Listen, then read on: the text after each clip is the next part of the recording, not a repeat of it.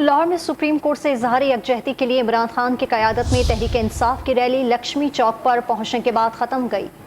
इस पर हम बात करते हैं डॉन न्यूज़ के रिपोर्टर अली वक़ार से। अली वक़ार, बताइएगा कितनी बड़ी तादाद में लोग इस रैली में शरीक थे और क्या इमरान खान ने खिताब भी किया? जी बिल्कुल, लक्ष्मी चौक पर पहुंचकर इमरान खान की रैली जो है वो इख्तिताम पजीर हो चुकी है।